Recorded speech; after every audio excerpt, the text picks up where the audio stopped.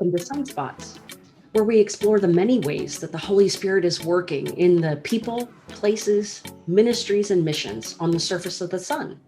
That is, the Synod of the Sun. A region of the Presbyterian Church USA, we are Presbyterians in Arkansas, Louisiana, Oklahoma, and Texas, with dynamic and hopeful ministry happening in the name of Jesus Christ. Our prayer is that you find inspiration, community, and connection in the Sun. Now, let's get started.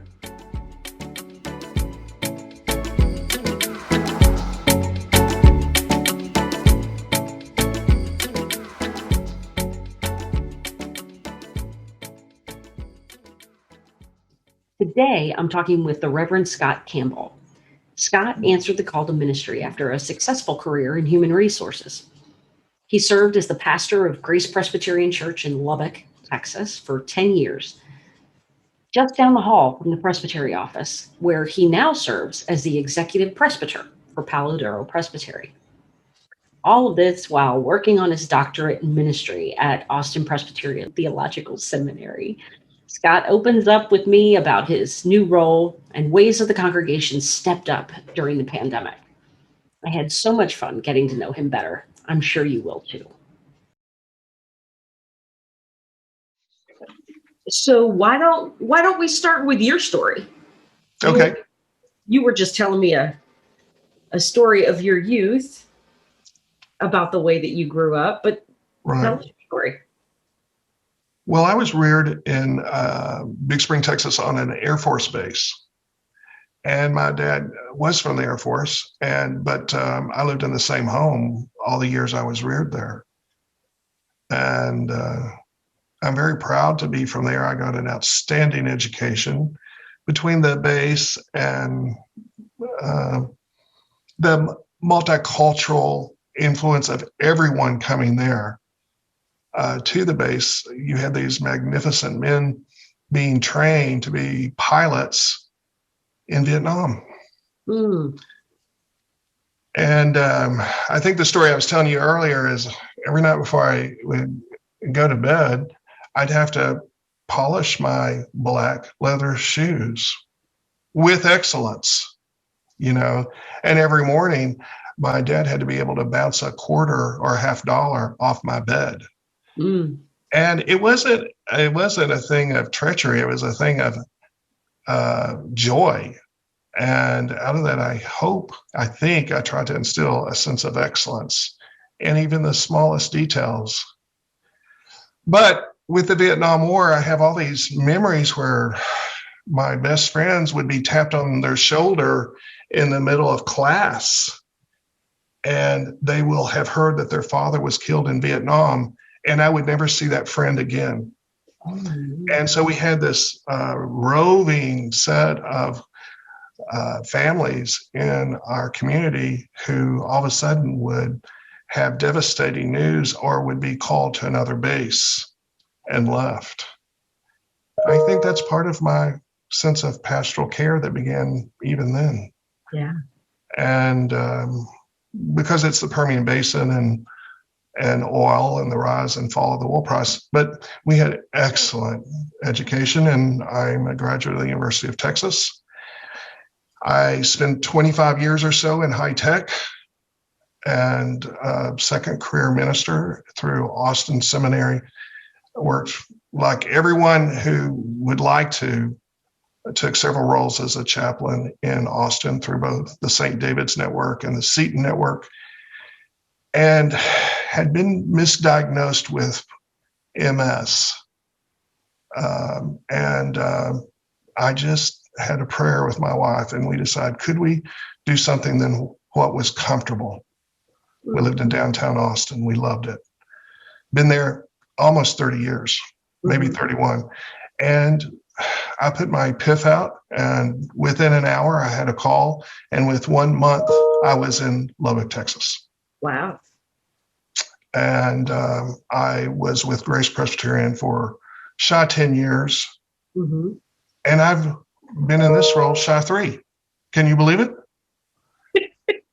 Wow. It doesn't seem like it. And I'm sad to say that sums up my life in 2 minutes.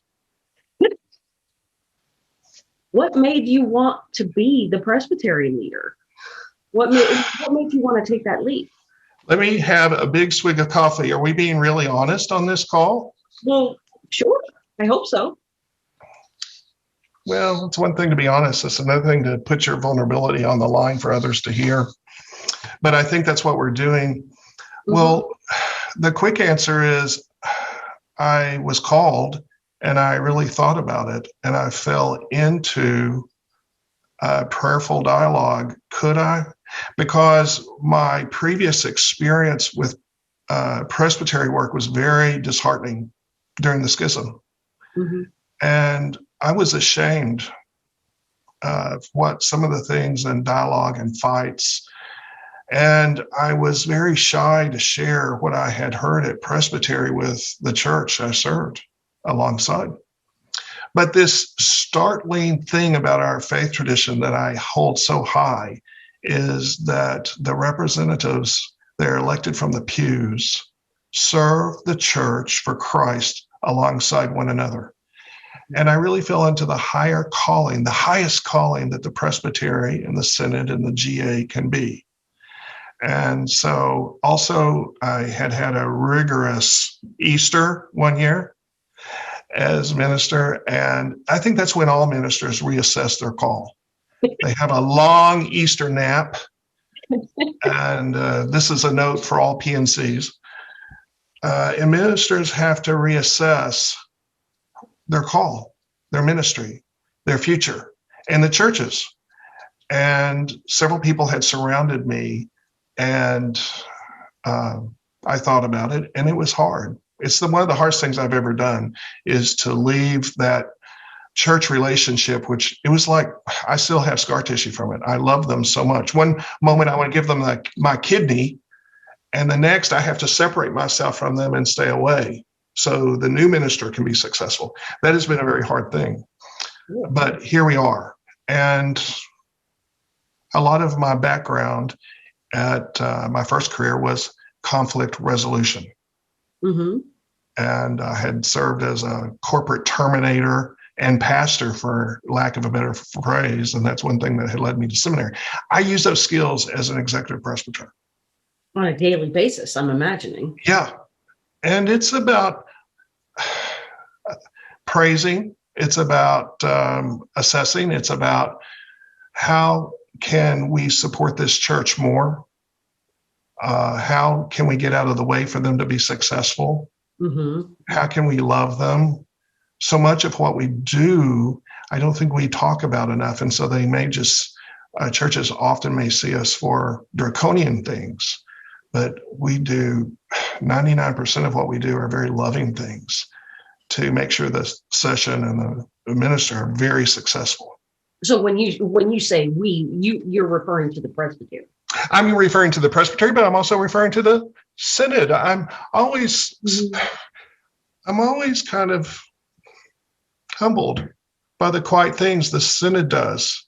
I think they're quiet. Now, at presbytery meetings, you remind us, but generally the churches and the pews, they don't know all that the synod is doing.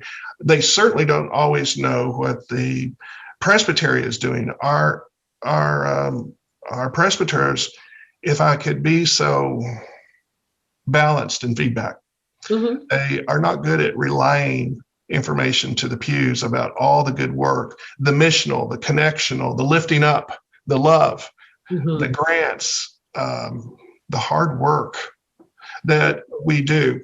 And sometimes the stated clerk, the clerk of session, these people know. I think it's one of my jobs is to make sure more people know what we're doing. Sure. And it is definitely the same case at the synod level. I don't know how you feel about it, but I am sure that at the synod level, and I'm sure I am so sure because of the way that people have shared with me that commissioners at the synod level often don't understand what they're hearing mm-hmm. until several years in, right? Yeah. I've had commissioners come to me after they've served a full term of 3 years and say, Now I get it. Right. The first year you were asking me to take what I'm hearing and take it back to my presbytery and tell them all about the work of the synod, but I didn't understand it. And oftentimes they're afraid someone's going to ask them questions and they don't really understand it. And so it's difficult for them to take it back, which is why I'm rather emphatic about the time that I can get on a presbytery docket to share about the work of the synod in that way. And often because there are 11 presbyteries and you have so many meetings, I often feel like I'm repeating myself, but that's what we do. That is what we do. Right. Well, we're going back and forth. Let me turn this around. Why in the world would you ever be a synod leader? I'm going to undo my tie for this one. Yeah. This is not, when I first came to work for the Synod of the Sun as administrative assistant to the synod leader 17 years ago, I was a couple of years in when I realized, this is probably the worst career move I've ever made in my life. It was not, where I sit now was never my plan. I never had a plan. I really believe that God had a plan. and obviously I didn't see it for a long time. And so, but in doing all of that, all of the work from administrative assistant to, director of administrative services and, all of the different positions that I've held, I'm learning, constantly learning and being taught. My faith journey has developed. The synod, just working at the synod and the people that I've been surrounded with, my faith journey has, I've learned so much, and I've gone, kind of like a pendulum swinging. And so I don't think I've really answered the question, except to say that it's not something that I planned. Yes, I applied for the position. I applied for the position, but I felt like this is where God put me. Now, we've talked a wee bit, and we've had some fun, but I want to ask you two fun questions relative to that. Mm-hmm. I had confirm, that one of the things that you really changed and brought to the office of synod leader are blue jeans. Yeah. And that kind of goes to a philosophy a bit, isn't it? Oh, sure. Yeah, absolutely. Which is why I gave you a hard time about your tie when we first got right? Yeah. Because I can tell you that story. One of my predecessors, Judy Fletcher, who's former synod executive, we were a very formal office. We had an office space. There were 7 or 8 employees of the synod at the time, and people often came into the office to visit with Judy. And there is an understanding, I think, of church as a formal setting. And that spills into the corporate and institutional model of mid-council, right?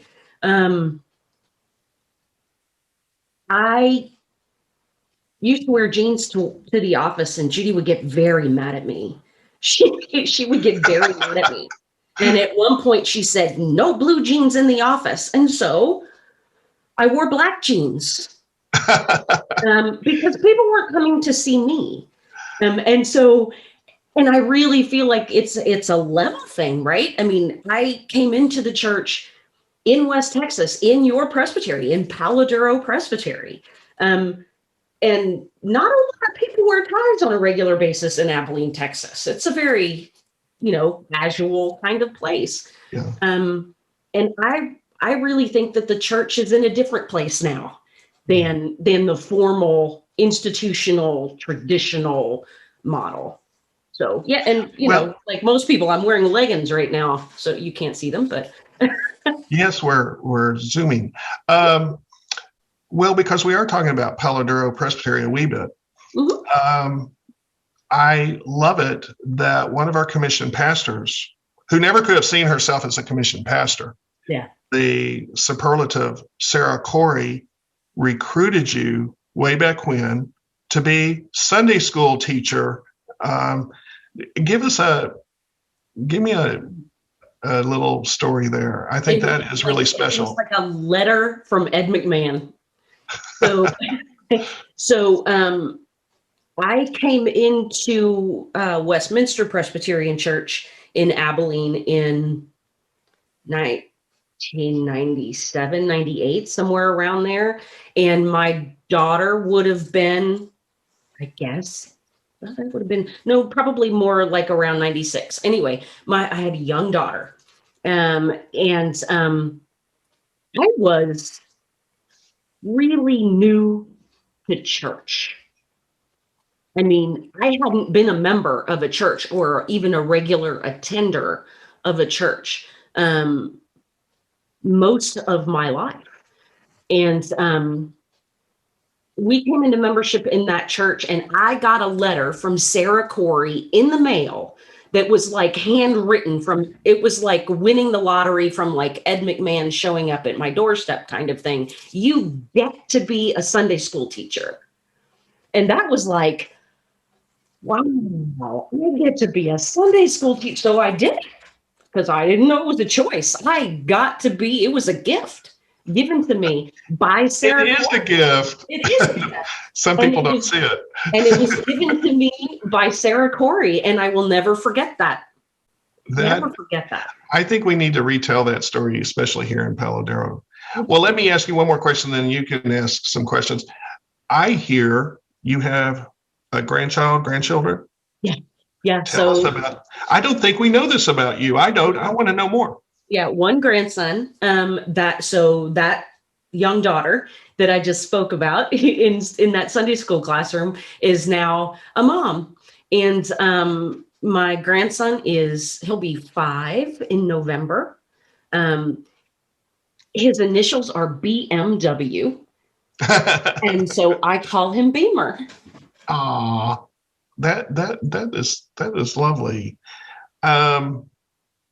Okay. I'm like that in a way. I had a child late in life, and a miracle.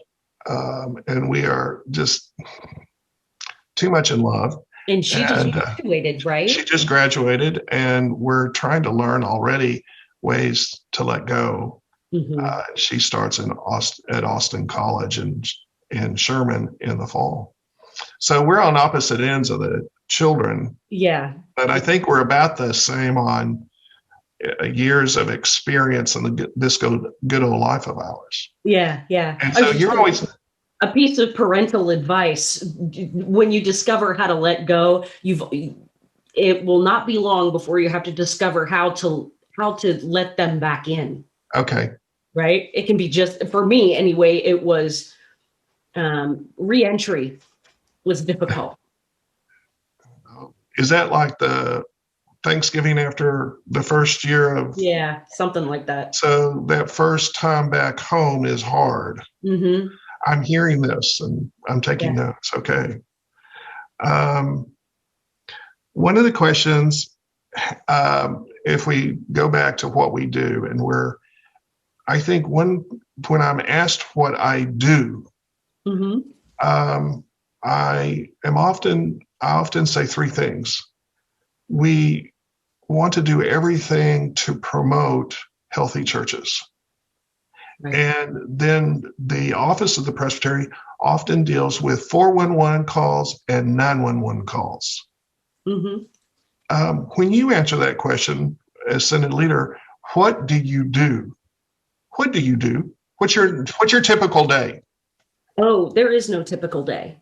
Yeah. And I mean that sincerely. There is no typical day. And you almost have to ask that question pre-pandemic and post-pandemic, right? Because pre-pandemic, I was doing a lot of traveling for meeting and meetings of all kinds, and opportunities for listening, which are fewer. There's much.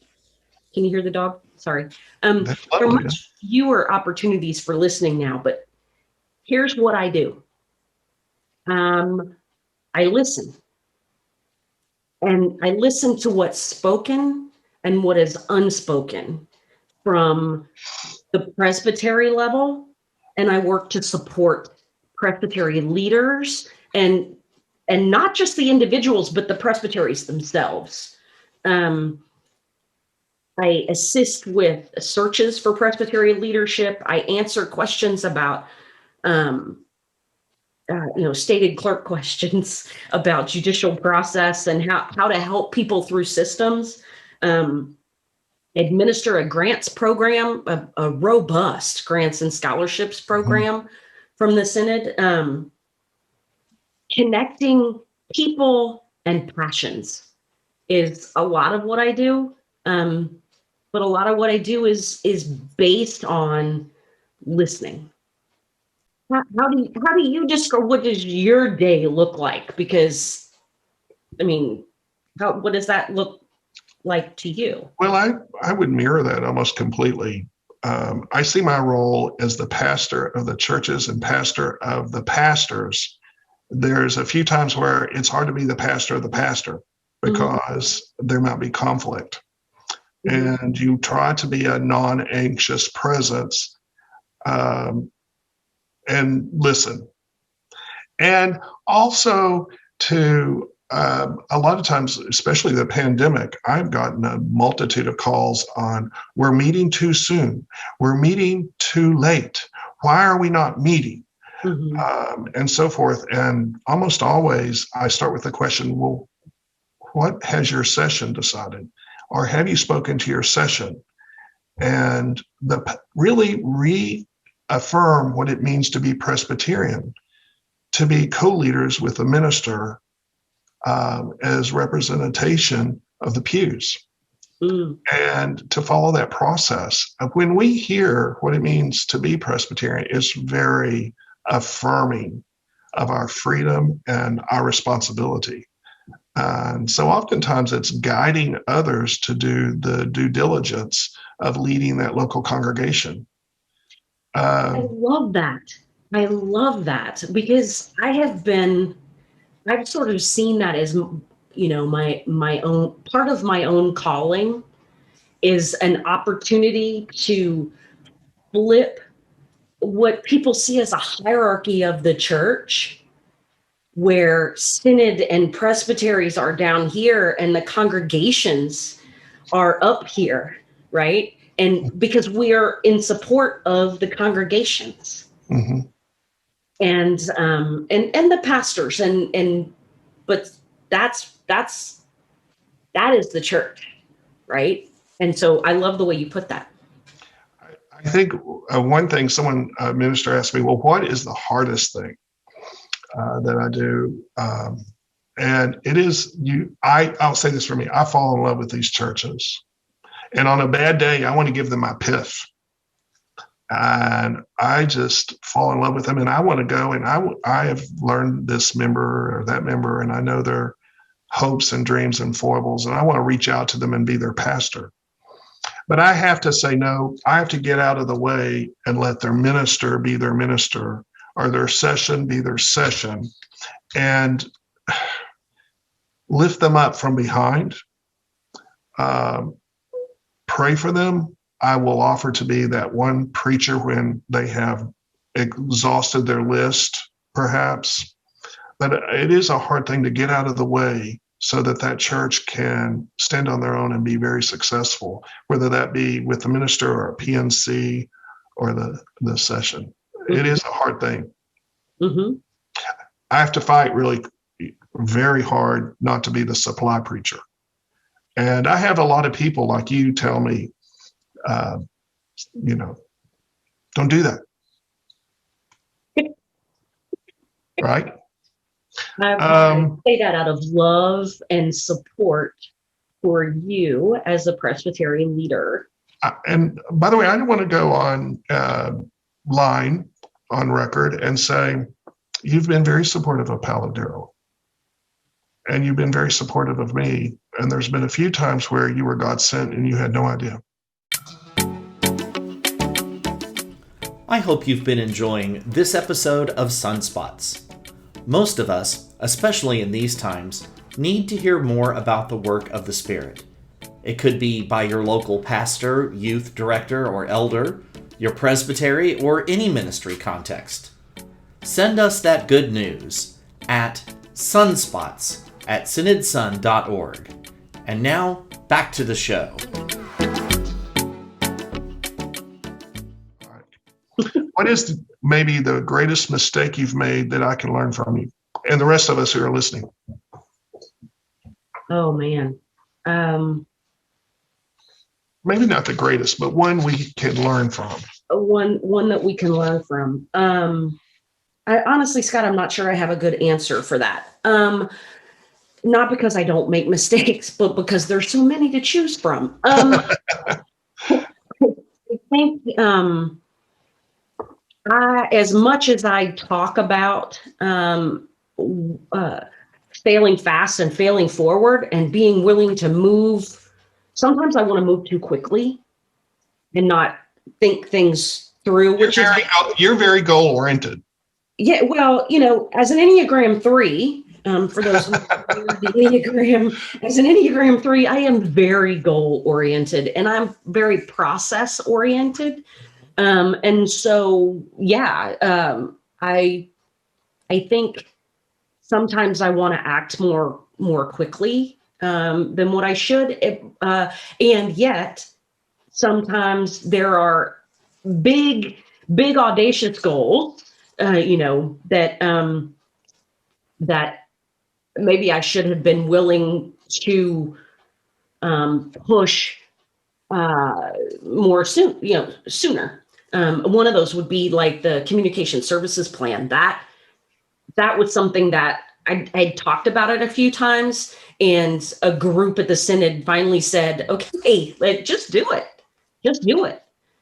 Oh, okay. And so knowing the timing, knowing when to, take things more slowly and when to push ahead is the, again, it's not a specific item, but that's probably one of the things that I struggle the most with, especially as a goal-oriented process thinker who wants to succeed, because I am the achiever, as Enneagram 3 is known as, and that's not something I'm particularly proud of. It's just, how God made me. I think ministers struggle with this too. Some of our churches have a very laissez-faire relationship, and they'll say, minister, Valerie, go and do, and then other church relationships between session and the minister, the session's very an activist, and they oversee almost every decision. You seem to bridge that very well. Well, I would say that you speak of those types of churches. For me, a Presbyterian church should be the latter. The session is intended to be the leadership of the church. And the first church that you speak of that says, oh, pastor, go and do, that's a failure in my mind. This is not necessarily a popular opinion, but in my mind, that is a failure of training for ruling elders. That is ruling elders acquiescing their position in the church to the pastors. And that goes way back to the to the development of the corporate model of the church. It's almost a trajectory, a sign of a health of a church, to see session go and be responsible and succeed by taking their role forward. And being a partner with the pastor, and not, like I said, acquiescing their leadership responsibilities to the pastor. I have seen and heard so many stories of churches whose elders has literally acquiesced everything to the pastor. And this is not about the pastor, but and absolute power and authority tends to corrupt, right? And whether they mean to or not, it makes it difficult for the session to keep up. It makes it difficult for any predecessor for the next person who might come in. It does. It's frankly, it's just not. Well, it's hard anyway, because there will be differences. Absolutely. Absolutely. Yeah. The session has to be a partner in, beginning, middle, and end. This is a tough question, maybe. Mm-hmm. Do presbyteries get along? Churches, I feel generally, I hate to say it out loud, but I think churches are really getting along relatively well. We have a great diversity in Palo Duro, but it is tough with the synod sometimes, and it's tough with the GA. How would you answer that from your point of view as synod leader? So your question, do presbyteries get along with each other? Yes. Yeah. Oh, sure. I think, yes. And I think a lot of that, from my perspective anyway, is indicative of the leadership, Mm-hmm. in at the time. So some are more, I feel a great congenial. Yeah, I think some presbyteries are more open to relationships outside themselves, a lot like congregations, right? Big steeple churches get a reputation or have a reputation for being isolated to themselves because they don't need the larger church. A lot of times that happens with presbyteries, where they don't need anyone else. They don't need the synod. They don't need other presbyteries. And so sometimes they can become insulated.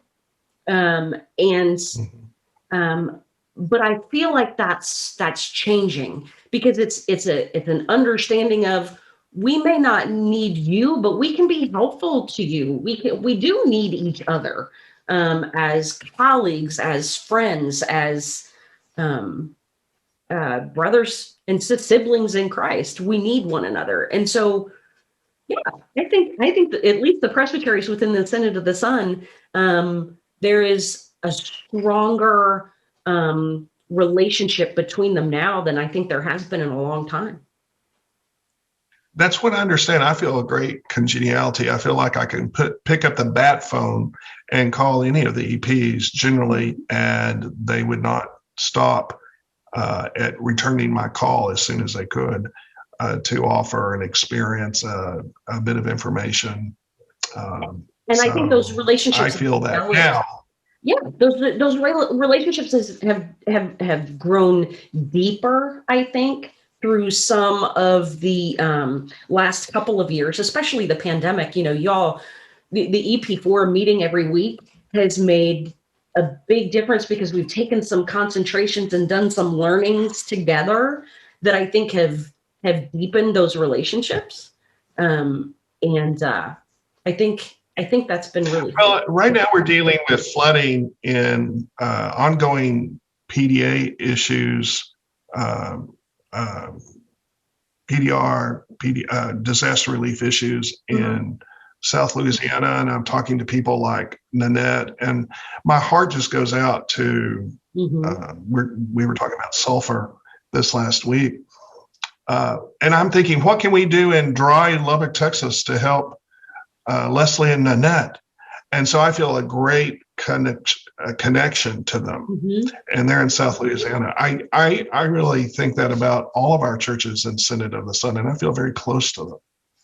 You got to ask me about my mistakes. Okay. I get to ask you, what mistake have you made that we can learn from? Well, it's like, which one of my, let me do this more with my which one do I want to tell you about is really the question. I have had a couple of situations where people have responded in great anger with me on Twitter when our presbytery made a mistake. And I took that very personally. And it was just, and once something starts in Twitter, it takes on a whole life that can be spewed all around the world. So I was caught into a situation in that, and that was very hurtful. And I really struggled with that hurt. And I knew that I could not have tough enough skin to withstand that one moment. Yeah, but I will respond to that by saying that I think you handled that very well with a pastoral heart. And there's been a lot of learning from that, not just from you, but from the presbytery. Your presbytery has gone leaps and bounds, right, to some specific training, not just what it means to be a certain, position, but you've taken it. It did break something open in the presbytery, and your pastoral approach, I think, has been very, very helpful in that instance. So I don't believe that was your mistake, and I believe that you did handle it very well. So I felt like that moment, all of us, that was our tribe, my tribe. And yet it was very difficult. I'm speaking very broadly, but there had been many people respond, and some with great anger and threats, and worse. That's behind us, and a lot of goodness has come out of it. And a lot of grace has been extended, and just a lot of love. I think also when you're in a situation like that, it's this way with an EP, it's this way, especially with chaplains, earning their respect with doctors and medical facilities. You have to earn your respect in the cauldron of fire. Yeah. And you're really not who you should be if you've not been in that cauldron. That's one thing that came out of that as well. Yeah. There have been other cauldrons, by the way, but that's the one I'll talk about today. The pandemic has churches and individuals, all of us, the whole nation, but certainly churches, in a pressure cooker. And now that, can we take off the lid and what is normal like? And that's bringing stress and all that repressed. When do we meet? Can we bring a warm bread pudding to church and share it? At the table after the worship is over, and can we have potluck? And that sounds like such a little thing. But we just want. It is a huge thing to be able to hug someone's neck and say, "Oh, I have missed you. I love you." We're still not sure about that hug, and we've got one ear to the CDC and one ear to those people who may disagree about what to do next. And so what does that look like from the Palo Duro Presbytery balcony? How do you feel like churches are moving forward? Well, one, I think the churches, in a way, the silver lining in that is the session realizes their authority and their responsibility. And what has been so fun from a distance, I mean, it just tickles me at listening to how each church has responded so differently. Just a really quick example. I don't know if I want to say them by name and pick on them because I love them. But this one minister called and said, hell no, we're not going to do Facebook Live. And 2 weeks later, they were one of the first churches to do it. They're doing it with excellence. They're growing. And then some of our churches, although the giving has been down generally, some of our churches have received large donations from people they've never met around the world. Mm-hmm. And to embrace things like online giving, and whether it be Facebook, YouTube, Zoom for worship, I think it has helped the congregations and the sessions know this is not easy. And you are bound together in ways, maybe we can't hug one another's neck, but we can have muscle memory to be engaged online and to keep it going even as we go back into the sanctuary. Mm-hmm. To be a part of this at this moment in time, it makes me feel like, yes, God has a plan, and I'm a part of that plan at this moment in time. Mm-hmm. And I could observe that. I could be a part of that. And certainly I worship that way too, both in person right now, very much hybrid, in person, one moment, by Zoom with some churches remote. Zoom has transformed Palo Duro Presbytery. Mm-hmm. And we're 41 churches in 72 counties, and it meant a lot of Holiday Inn Expresses on Saturday night. It's the loneliest thing. And I can worship now by Zoom or YouTube or Facebook Live. And if I'm able, I try to attend one and watch one each week. That is a lot of joy. I wouldn't want to say fun. It's uplifting, it's inspiring, it's joyful, and it's fun. Mm-hmm. What I'm hearing you say is that each session has been keenly aware of their own context. That's right. And their session has stepped up to the plate and made decisions that are right for their congregation in their context. Even, as we were coming into the pandemic, and having learned all those lessons as we come out the other side, hopefully, prayers for this guy, as we come out the other side. Context. This is you asked me the question before about why I don't like the term best practices. Oh yeah, we need to talk about that. Because this is a great conversation. Because it's contextual. It's contextual, yeah. And I think every congregation up until, I hope that someone is able to thread this together for congregations, because for years and years, for as long as I can remember, congregations have been looking for the checklist.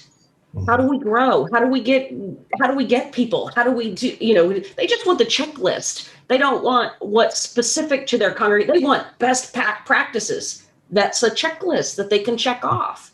And I dislike the term best practices because it feels to me like it pulls all of the context, the richness of each congregation's individual context. And it simplifies things to a point that, that only means that those items aren't going to work, not the way that they hope that they would work in a different context. Mm-hmm. And so that's my hope for the church, is that we're able to thread, look at what you did here. Well, yeah, these are great ideas over here that these other congregations are doing. Now, how do those work in your context? Yes. And not just trying to, cut and paste and follow the 5-step plan for revitalization kind of thing. Yeah. We all have to find our own context. I like that. We'll start saying something like, a good thing we might consider in our context. Yeah. Something other than best practices that drives one of the churches here was one that wanted to meet sooner than most people were comfortable. The session made the decision. Perhaps would not be this decision that I would choose. And about then, there was this joke going around that singing a hymn was coughing standing up, and we were very worried about that. And so this church decided to meet anyway, and they had one soloist sing from the narthex. Wow. And that was a creative solution, but that would not have worked at half of our other churches. And even some of the churches that just began meeting maybe weeks after Easter started doing that because they had heard of this one church that started doing it 6 months before. Mm-hmm. But would not have worked in all context. I have a question for you, and then I'm loving this. We don't get a chance to do this enough. I know, this is fun. One of the things that we're asked of in ordination, and we bow, and we're trained in seminary and so forth, are the great ends of the church. And maybe we go back to that and we read it from time to time, or maybe it's espoused in installations and so forth. But one of the great ends of the church that is in our book of order is that we lean into salvation and the story of salvation. And also then one of the things we lean into is social justice. And some of our churches like to lean into one more than the other. Mm-hmm. And some of our churches may not like one or the other. And I find this is a bridge we have to continually build. As you hear me say all that, I'd love your point of view on that. Hey, not sure where to start. So the proclamation of the gospel for the salvation of humankind. Yeah. The proclamation of the gospel is love. Now, this is the idea. The gospel is love for the salvation of humankind. For me, I think of it as salvation from ourselves. In today's world, the proclamation of the gospel that is love is for the salvation from ourselves. And that then, if we have that love, right? If we have that love, we proclaim that love by the promotion of social righteousness. That's how those things work together for me. They are not separate. They are together. It's not, when I think of, so what you don't know about me is that when I said earlier that I came back into the church about 1996, 97, somewhere in there, that was when I came back into the Presbyterian Church. I was born again at Rhema Bible Church, slain in the Spirit, praying in tongues. That lasted about a month, because they have great recruitment, but they don't educate real well. But that is, I think, sometimes when people hear the word salvation, that's what they're thinking, and that's not the way that I read this great end anymore. I might have read it that way previously, but that's not how I read it now. It's salvation from ourselves. Good Lord, look around us. We need to love one another. We need to be saved from all of this political, divisiveness. And if we have that love that works, that means that we are going to be promoting social righteousness, promoting and working towards justice for all. That's my, how do you, so you. I don't, would not waver too much, for me, it is, I would add one prepositional phrase, in Christ. I love that poem or that a hymn by St. Patrick, in Christ, by Christ, for Christ. That prepositional phrase is the salvation message. And if you have the salvation message, then you have to dig a little further to love thy neighbor. And that's where we then find ways for social justice. We want the best for our neighbor, that, but that it points to Christ in our every effort. And how does that, I'm just going to push a little bit on how does that, what does that look like for our neighbors who are Muslim? Well, I think it does say to our neighbor, this is who we are, that our support, our respect, our lifting up our neighbor, whether it's our Muslim on the left or our Jewish neighbor on the right, we so want to love them and respect them that they might ask about who we are and why we are, and we can be in dialogue and respect one another. See, I think sometimes people see the great ends of the church, specifically the gospel for the salvation of humankind. They take that as a literal, the purpose, the end game is to make everyone Christian. And well, I don't know that that's. I think one of the things that's so wonderful about the Presbyterian tradition is we'll let God worry about those things. Let's lift up our neighbor and love them and represent the Christ in the best way we can. When you're a chaplain, I learned this as a chaplain, you walk into every hospital room, everyone is a different world, a different faith tradition. And you have to honor that tradition that is in that room. And the best situation you could ever have, it's the best of life, when someone will pat the mattress and say, come sit here, right here. And, and ask, would you pray with me? Or would you tell me your story? And a good chaplain will say, will you also then tell me your story? And to celebrate who they are, because yes, we all were created in the image of God, and we have more in common.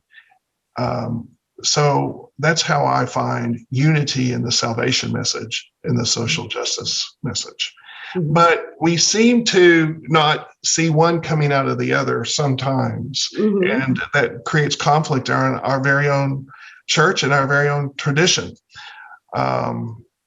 The other thing I love about Presbyterian churches, wherever you go, I don't care what GA says, what Synod says, what the Presbytery says, there's going to be a clothes closet. There's going to be a food pantry. Mm-hmm. There are going to be some things that are very unique and special for that local congregation. And so in doing those things, then they're motivated to look at what other things are available that the church is involved with. Sometimes they don't agree with that. And sometimes they embrace it wholeheartedly. Again, I'm beautifully stunned by the diversity of how each church responds by their own sense of calling. Mm-hmm. As it should be. Yeah, I just think that's the best of life. Yeah, absolutely. Yeah. Well, Scott, it's so good to talk to you. I've enjoyed this conversation. I have too. Good. I have too. We don't get a chance to talk thoughts and philosophy and scar tissue. Just to know each other. Yeah. Right. Yeah. I mean, we don't have a lot of that opportunity, even with EP Forum, to do that. So I'm grateful for this time with you. Okay. Me too.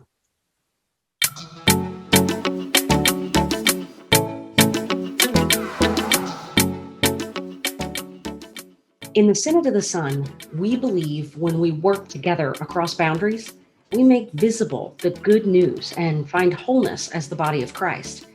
In our common calling, we impact lives together.